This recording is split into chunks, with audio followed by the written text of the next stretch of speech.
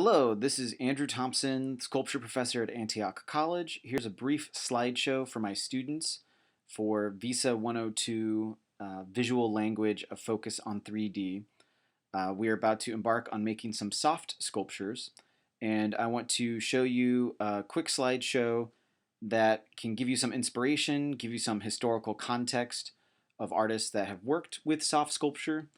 And what I'm going to show you is in no ways indicative of what I think you should make or what I want to see from you. These are more just sort of contextualizing the idea of soft sculpture so you can think about some of your ideas as we move along.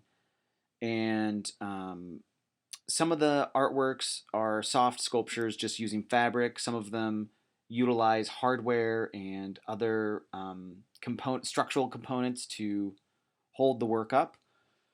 And some of them are floppy and loose. Some of them are more dense. And some of them actually use stuffed animals or plushies like what we were using. So one of the first significant artists that people think about when they think of soft sculpture is this fellow Claes Oldenburg. He's an American artist, and he and his wife Kusi van Bruggen made a lot of work in the 60s using everyday objects and recreating them in fabric, sewing them together, painting them, and sort of seeing what happened, how this new object was affected by gravity and things. Here is a photograph of Claes Oldenburg. So this is what he looked like in the 60s.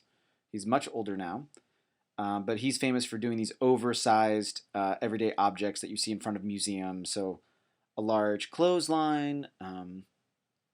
In Kansas City, where I grew up, there are oversized birdies from badminton. And here he is walking down New York City, walking in the street in New York City with his toothpaste. He had a space called The Store, which we'll talk about some of his work later in the term. But here's an example of some brass instruments, so either a saxophone or a flute, or it's hard for me to really recognize it, but he recreates all the component parts but out of fabric and then lets them sort of demonstrate the effects of gravity. So it shows the object. It's recognizable but kind of difficult. It's uncanny, familiar but unrecognizable. Here's a saxophone, a little bit more obvious. You would definitely want to think of Claes Oldenburg and Kusi van Bruggen in the pop art camp, sort of pop art sculpture. Here are two oversized fans. So the very old school metal fans that are kind of the finger choppers. So you can see it's a black fan and a white fan. You can see the outlet plugs down below. And here are two musical instruments again. So these are both supposed to be harps. So one that's got a structure and armature inside of it there in the back left. The one that's in the foreground, has this metal apparatus holding it up. So you can see the effects of gravity, but it's draped as well. Here we have a full bathroom set, starting with a toilet on the right, and then a scale and a sink and a bathtub.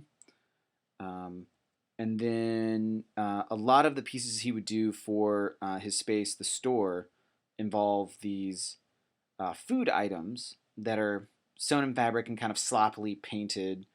That's very much about sort of showing the way that they're made, playing with the idea of something appealing like cake or ice cream, but then portraying it in an unappealing way.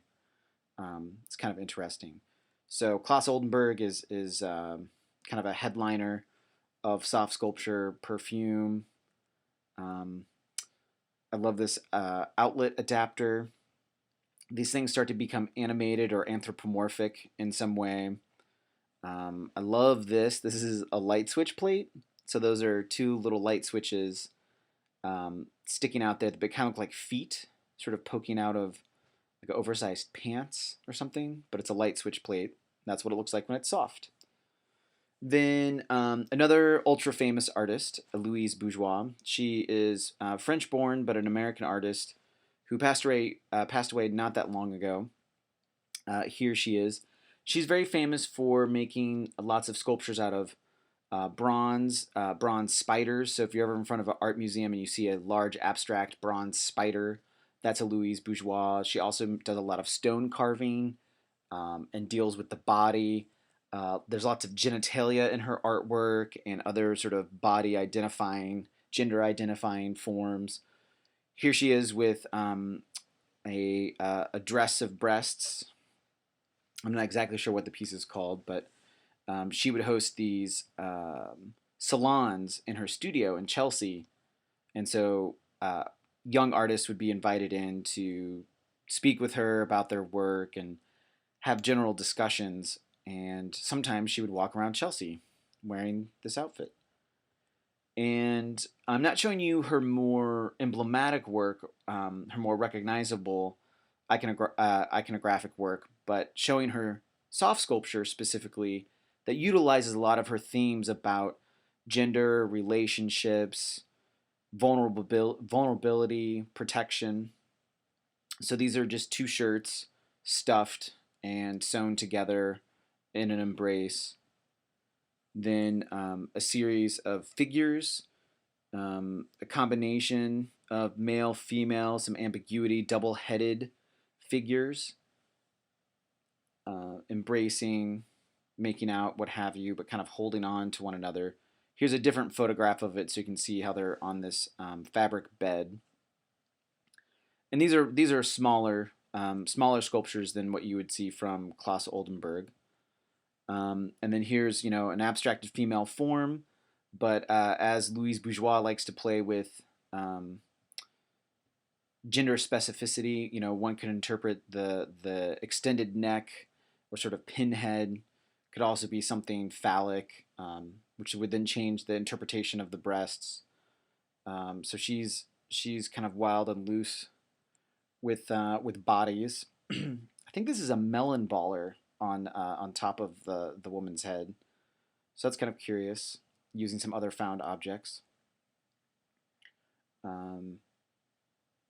Thinking about this assembly technique, she's using scraps of found fabric that are consistent, and then she is being very aggressive with how she sews these together, hand sewing them, letting the seams be very visible.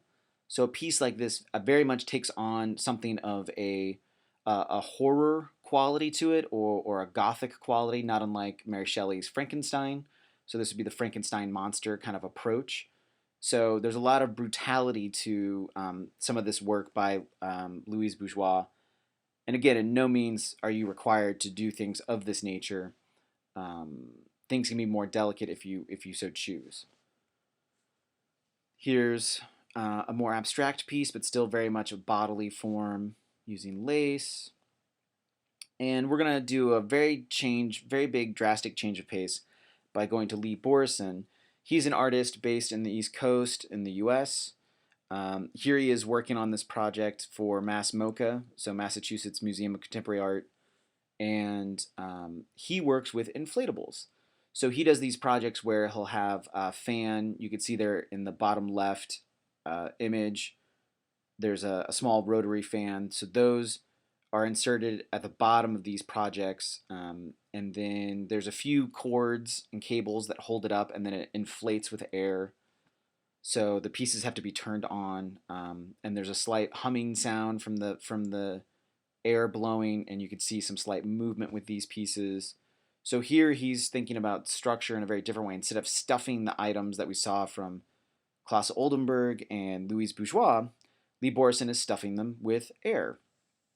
And here's a wild and fun piece he did with plastic, just making these long tubes. And he oftentimes tries to tap into the existing HVAC of a space. So this is somebody's loft or lobby, but the idea is that this inflates as the AC is running, and it just kind of invades the space. Here's another piece of his. He's got an interesting sense of humor. He thinks about natural phenomena. So these are these cloud forms, and then he uses monofilament or fishing line, string after string after string, to catch the light. And then at the bottom on the ground there, it's hard to tell, but there are these bronze sculptures that are based off of Lucky Charms cereal shape. So they're these little iconographic forms made out of heavy metal. And what I like about this so much, I think is so clever, is most people try to use monofilament or fishing line to make things disappear, but it doesn't disappear. You can see it. It's not invisible magic.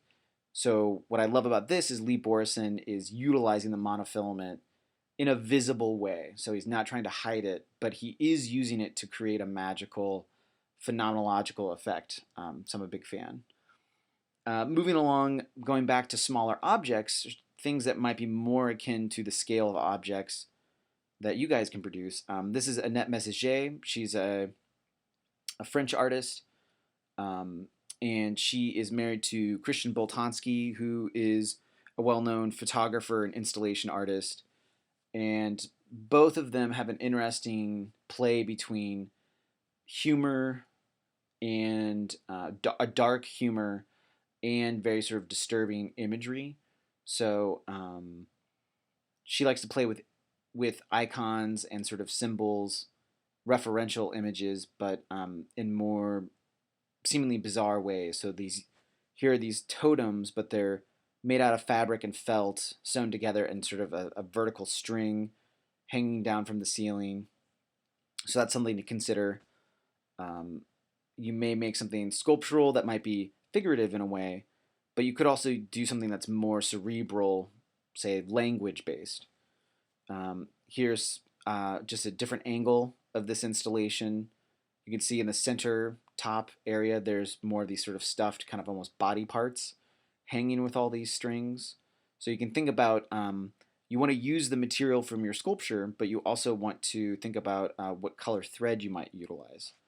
Um, Sorry for the really dark image, but it's a set of lungs within netting. So lots of ideas of the body and individual parts and how they function, and there's an element of um, the abject or the kind of undesirable or the repulsive with sort of seeing disembodied body parts. And here's a whole series of work that I'm really excited about. These are metal rods that then lean against the wall. And some of the soft sculptures are suspended from those metal rods, and some of the soft sculptures are actually pinned against the wall. So the weight of the metal rod leaning against the wall is what holds the sculpture up. So here's an image like this. So you can see these body parts, kind of doll parts sticking out. Then there's this metal rod that's pushing that against the wall. And then this photograph or this sort of sketch that's reminiscent of, maybe a gas mask. And then here's just more pieces where there's her individual sculptures. You can see she's using taxidermied animals down towards the bottom and making these hodgepodge hybrid creatures. Then she has gloves that are pinned up against the wall, but she's added faces to them. She's also photographing some of these small objects to generate further context. So here we can see taxidermied squirrel, with a mouse and a bird and all kinds of things. Isn't that something? Then things suspended. So again, thinking about soft sculpture, one of its many attributes is the possibility of it showing gravity. So it being heavy or floppy, the way it kind of drapes. Thinking about what happens when you stuff some areas of the sculpture and not others. And thinking about inside and outside of the fabric. Some of you have very fuzzy fabric. So what if part of your sculpture is the fuzzies on the outside, the other part is the fuzzies on the inside? That'll give you different effects. Here's more taxidermied animals under a mosquito net, which is quite curious, but again, draping things. And this is misspelled. His name is Mike Kelly with an E, but you could just put that down in your notes. He is a very important artist who unfortunately took his own life just 2 years ago. He was originally based out of Ann Arbor, Michigan in the 80s and 90s. Here he is in 91, dressed in his Banana Man suit. He would do sort of bizarre music performances as Banana Man. He also worked with artists like Niagara, who's a pop artist, along with some other musicians and filmmaker. They were in a band called Destroy All Monsters. which included some members of the Stooges.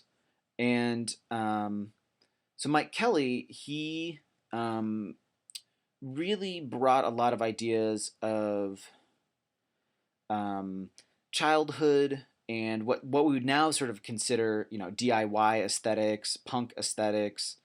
Some people use the term pathetic art, so using these kind of low cost, cheap, accessible materials, appropriating what is once called low art or lowbrow art. So here's a portrait of him himself against all of these stuffed animals that he's collected and made alterations against. I think the name of this piece is Ah Youth.